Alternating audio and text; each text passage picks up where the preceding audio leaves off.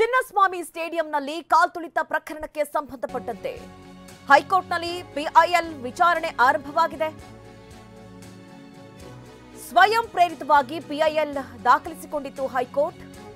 ಇವತ್ತು ಅದರ ವಿಚಾರಣೆ ನಡೀತಾ ಇದೆ. 11 ಜನ ಮೃತಪಟ್ಟಂತಹ ಪ್ರಕರಣದಲ್ಲಿ ಚಿನ್ನಸ್ವಾಮಿ ಸ್ಟೇಡಿಯಂನಲ್ಲಿ ಕಾಲ್ತುಳಿತ ಪ್ರಕರಣ ಹೈಕೋರ್ಟ್ನಲ್ಲಿ ಪಿಐಎಲ್ ವಿಚಾರಣೆ ಆರಂಭ ಆಗಿದೆ. ಹಂಗಾಮಿ ಮುಖ್ಯ ನ್ಯಾಯಮೂರ್ತಿ ವಿ ಕಾಮೇಶ್ವರ್ ರಾವ್, ನ್ಯಾಯಮೂರ್ತಿ ಸಿಎಂ ಜೋಶಿ ಅವರಿದ್ದ ಪೀಠದಲ್ಲಿ ವಿಚಾರಣೆ ನಡೀತಾ ಇದೆ. ಇನ್ನು ಘಟನೆ ಬಗ್ಗೆ ವಕೀಲರಿಂದಲೂ ಕೂಡ ಹೈಕೋರ್ಟ್ಗೆ ಮಾಹಿತಿ ನೀಡಿರುವಂಥದ್ದು. ಸರ್ಕಾರದ ಪರ ಎಜಿ ಶಶಿಕಿರಣ್ ಶೆಟ್ಟಿ ವಾದವನ್ನ ಮಂಡಿಸ್ತಾ ಇದ್ದಾರೆ. ತಮ್ಮ ವಾದ ಆಲಿಸುವಂತೆ ಕೆಲ ವಕೀಲರು ಮನವಿಯನ್ನ ಮಾಡ್ತಾ ಇದ್ದಾರೆ. ಹೈಕೋರ್ಟ್ ನೀಡುವ ಸಲಹೆಗಳನ್ನ ಪಾಲಿಸಲು ಸರ್ಕಾರ ಬದ್ಧ.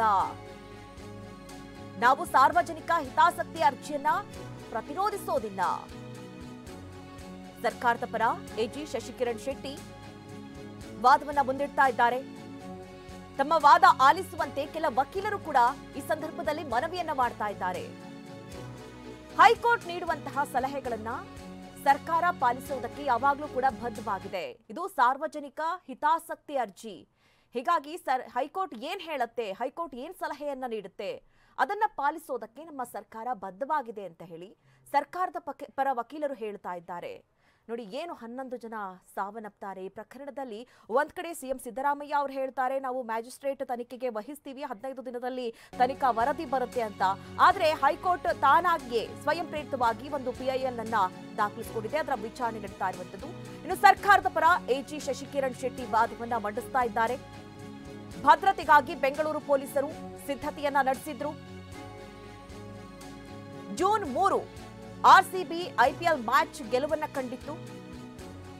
ಸರ್ಕಾರದ ಪರ ವಕೀಲ ಎಜಿ ಶಶಿಕಿರಣ್ ಶೆಟ್ಟಿ ಅವರ ವಾದ ಅಂದ್ರೆ ಅವತ್ತಿನ ದಿನ ಏನೇನಾಯ್ತು, ಪೊಲೀಸರು ಯಾವ ರೀತಿಯ ಭದ್ರತೆಯ ವ್ಯವಸ್ಥೆಯನ್ನ ಮಾಡಿಕೊಂಡಿದ್ರು, ಯಾವ ರೀತಿ ಅಚಾನಕ್ ಆಗಿ ಈ ಘಟನೆ ಆಗೋಯ್ತು. ನೋಡಿ, ಭದ್ರತೆಗಾಗಿ ಬೆಂಗಳೂರು ಪೊಲೀಸರು ಬೇಕಾದಂತಹ ಸಿದ್ಧತೆಯನ್ನ ಮಾಡಿಕೊಂಡಿದ್ರು. ಆದ್ರೆ ನಿರೀಕ್ಷೆಗೂ ಮೀರಿ ಜನ ಹೆಚ್ಚಾಗ್ತಾರೆ. ಯಾಕೆಂದ್ರೆ ಚಿನ್ನಸ್ವಾಮಿ ಕ್ರೀಡಾಂಗಣದ ಬಳಿ ಫ್ರೀಯಾಗಿ ಎಂಟ್ರಿ ಇರುವಂತಹ ಕಾರಣಕ್ಕಾಗಿ ಅಷ್ಟು ದೊಡ್ಡ ಮಟ್ಟದಲ್ಲಿ ಜನ ಸೇರಿದ್ರು. ವಾದ ಪ್ರತಿವಾದ ಆಗ್ತಾ ಇದೆ.